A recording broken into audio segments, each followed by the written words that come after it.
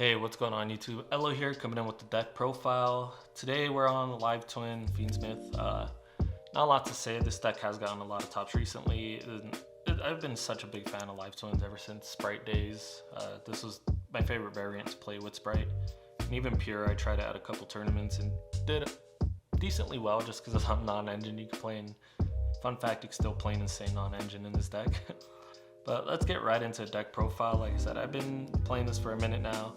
This is what I've been testing, potential contender for me to take the nets.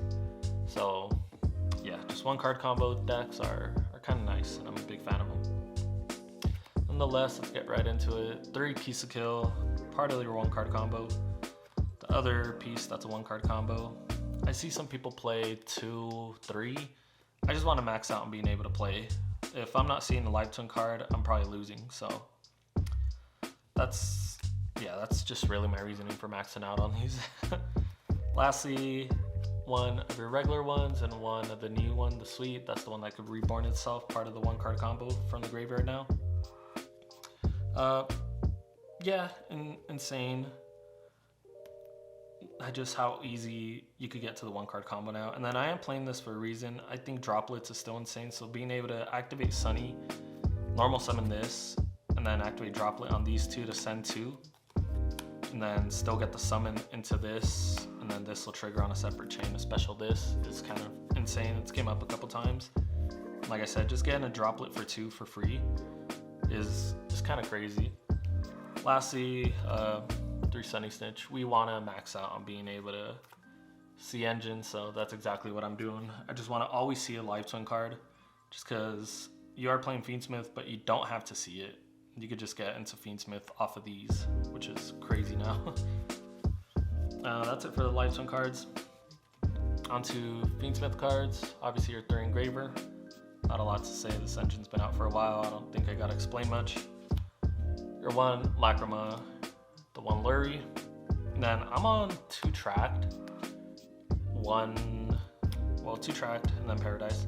And then I do want to switch these out for a Sanct and a tracked, just because having the extra body does come up and I want to just experiment with that.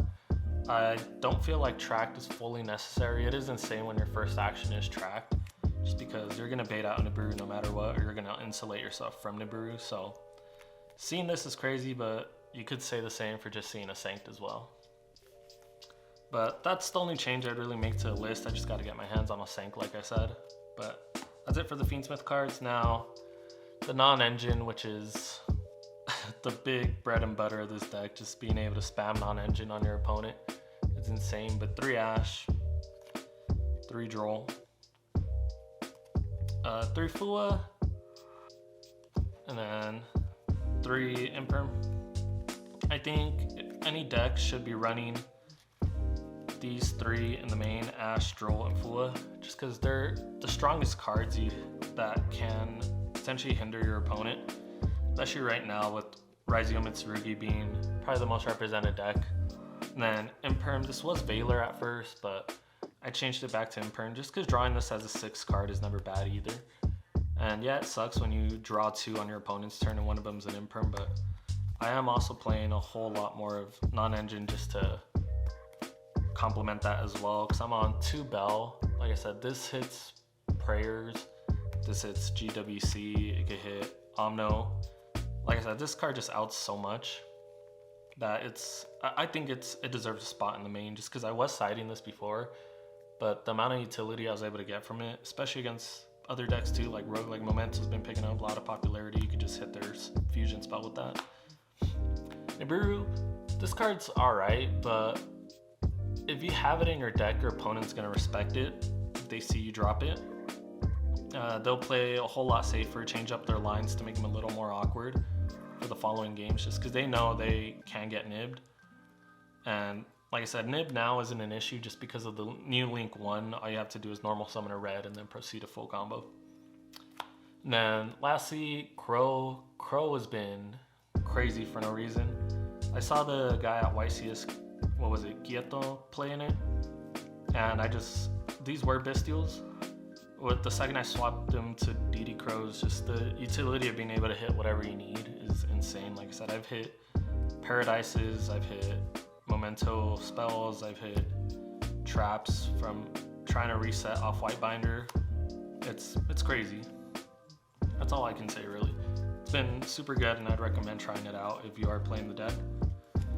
And then lastly, the holy trinity of protection now. I am playing all three of them.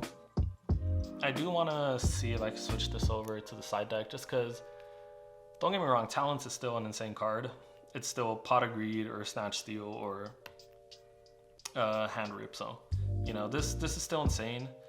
And just because everybody's playing Droll, if your opponent doesn't know what you're on and their first response is to Droll you just get the freest hand knowledge in the world and Droll does nothing in your deck. So being able to get that knowledge and essentially loop them for one card is insane. And then these two just outs to Fua, just because Fua is the only thing that really hurts you horribly. You should always be playing around Nibiru, so Nibiru hurts, but it's not a turn ender as long as you're playing correctly around it. That's it for the main, 40 cards exact. Like I said, I just want to keep it as consistent as possible. On to the extra deck, obviously we got the big twin, one of each of the small ones, and then the new link one. Not a lot to say. The fact this dumps for cost and you could activate it under Droll is insane. Even though you don't have to draw that turn, you can still dump it. So if you ever need to draw yourself, just remember you can still use that. And then the three flex spots essentially are Abel, Muckracker, and Phoenix. This can be something else. I see a lot of people playing Close Moon. I'm not a big fan of it. I was at first, but there's really no reason to have to play Close Moon because once you get the Fiendsmith engine in rotation, you should be good. There should be no reason to have to go into Close Moon unless you see the one of Talent and you take their monster and then link it off to play, but it's not necessary because you're still losing to an Ash essentially, technically, if they hit the Requiem, because a good player will know how to hit you. Fiendsmith engine, the one Requiem, one sequence, Angunde, and then Desiree. That's it for the Fiendsmith cards. That's all you really need to play the engine. And then honorary Fiendsmith cards are Caesar, Necroquip, obviously to make the Caesar, and Chaos Angel.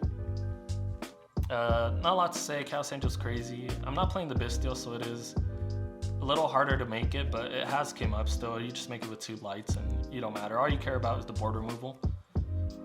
That's really it. And then the last card, this is the card that I've been debating so much in the deck, but now I just changed it to Duke of Demise, just because this helps play through Nib when your hand is weak. And like I said, if you ever have extra Fiendsmith cards in hand, this is going to be the one to go for. This was a Typhon, but whenever I did go Typhon and I did use it, I still lost either way, just because one Typhon, if you bricked, isn't going to be enough to win you the game. And then this was a Rexstrom, that card just literally never came up. It came up once against Stun, I just made him unaffected so I don't get cheesed by all that. And it won me the game, but it's not enough to justify playing it. But Duke of Demise just helps you extend, play around Nib, and full combo essentially after a Nib if you have Fiendsmith engine in rotation. And then onto the side deck. I don't like showing side decks, but just because it's all tailored really to the meta and what you're playing against. But just what I'm choosing to do is obviously the 3 Lancia. You need to play it. Malice is still a strong deck. You gotta respect it. Double Droplet. I'm only on 2, but if you ever Charmium or because you're gonna have a lot of non-engine. And like I said, being able to activate Sunny Snitch, add a twin, normal summon, activate its effect, and then send both of those for free essentially to still be able to full combo is going to be insane. So yeah, that, like I said, it makes the most sense to me. That's why I'm on the normal blue. A lot of people either play only 2 of the sweet or the other extender. I like the 1 normal blue just because it does come up. You could get its effect to trigger when it's summoned and essentially full combo. Other 2 of I'm playing is Mistaken Arrest. This card's crazy. It's been so crazy just because Raizio Mitsurugi has just been such a dominant deck. The Mitsurugi cards are just insane by themselves. And that's the only other deck I'm considering to play for Nats. Yeah, that's all I can really say. Just Mistake solves that issue. It turns off their whole turn essentially. I am on the thrust package, so for going second, I got Duster, Lightning Storm, and Evenly. Evenly has been more broken than I thought it'd be. Like I said, just being able to go evenly when your opponent doesn't expect it. There's not too many Omni Negates running around, so it just hurts so much. It's insane. And then for the go and first options, Gnomes, this card's been so crazy. This card's been crazy too. Symbol Archfiend against Malice. This is such a strong card. It's just so strong for no reason. And I even use this against Ryziel too, because I just side these three in against Ryziel. Because if I see one of them, I know I'm gonna win. Because typically when you do this, your opponent's gonna want to Exiton you, and once you got the negate on board, you just negate the Exiton, obviously flip this, and then they're locked into XYZs unless they crash, waste their battle phase, and now you know they're not breaking the board, and you're gonna have insane follow-up for the rest of the turn. Then D-Barrier, just because White Forest is a deck, so I want to respect it too, along with the Drolls in main, but that kind of checks them. But just to have that backup in case you don't see Droll. That's about it for the deck profile. Like I said, I've just had so much fun playing this deck. Not a lot I can say besides I was so surprised of how strong this deck actually became. Just honestly with the Link 1. Link 1s are broken, the most broken links in the game, so I'm not surprised as well. But that's it for a deck profile. Let me know what you guys think, any changes you guys would consider to make. But yeah, thank you guys for watching. Bye.